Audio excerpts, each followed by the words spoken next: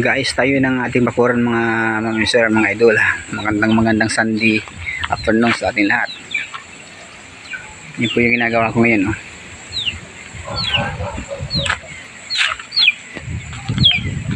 Hindi ko alam kung anong tawag dito sa ganitong klaseng ano, kasi matagal na pong ano yan, matagal ko na nakuha yan sa tabi ng ilog. Sobrang tigas po yan mga idol, kahayo na yan. Palumaria kung tawagan sa amin. Binakal na ito, binakal na kung tatawagin. Hindi na siya kaya ng anay. 3 piraso po yan, no? Ayun yung isa. Ito pinakadulo. Magkukulikta tayo ng mga orchid sa mga kapitbahay para ilagay natin dyan, no? Para maganda siya.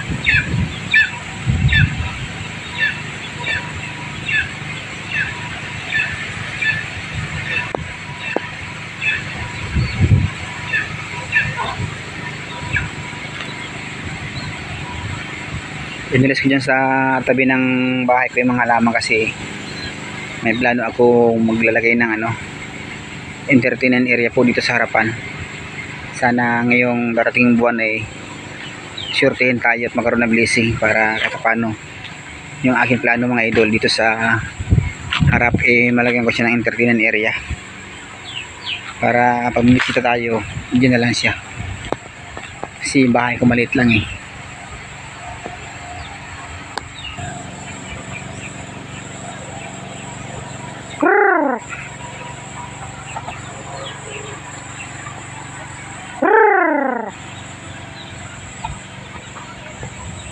Hanap yung manok ko sa natakbo, yan sa tasa ko yun.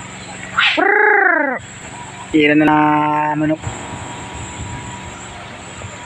Yun po yung ginawa kong bakod mga idol dito sa kasi tabi ng hindi ko pa nalis yung kumula ng bumagyo, nasa taas ng bumagyo.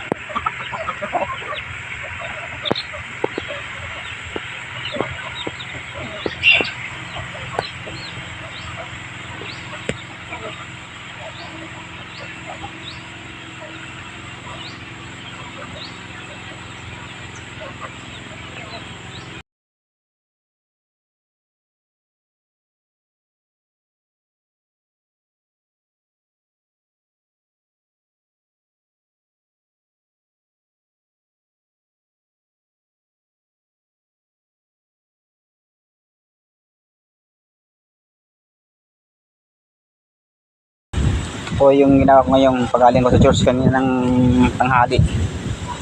Nilipat ko yung mga halaman ko mga idol. Yan mga monster, oh. Ito malamang patay na ako, buhay pa to mga ano idol, kasi ano po yan, yung matigas na kahoy, nakuha ko yan sa ilog. Mula nang kinuha ko yan, mga 10 years na po, hanggang yung buhay pa siya, oh. Sobrang tigas, hindi na siya kaya ng anay. 3 piraso yan mga idol, oh. Mga monster, oh. Yun yung isa, oh.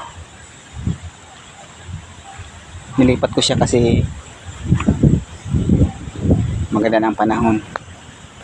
Tigas po yan, oh. Bitin ninyo yun, talagang grabe, oh. Hindi ko lang ilang taon na to.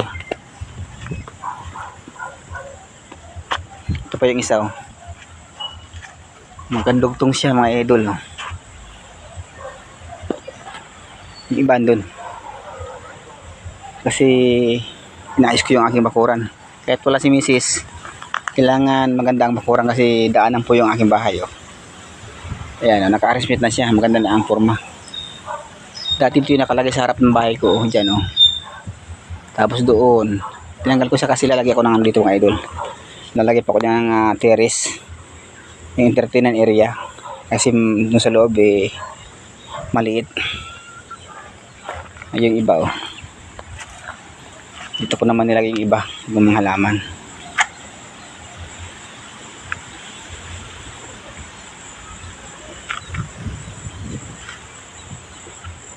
Ito po ay galing po itong ibang bansa daw. Pinatubo ko lang kaya ngayon maganda na siya. Oh. Lumaki na. Dilaw na dahon. 4 na piraso yan mga lods.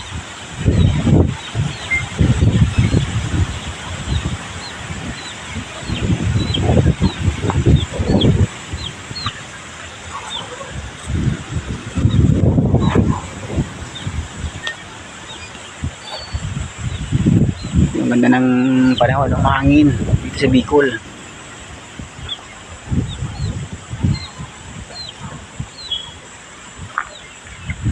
Bagong lipat ng halaman.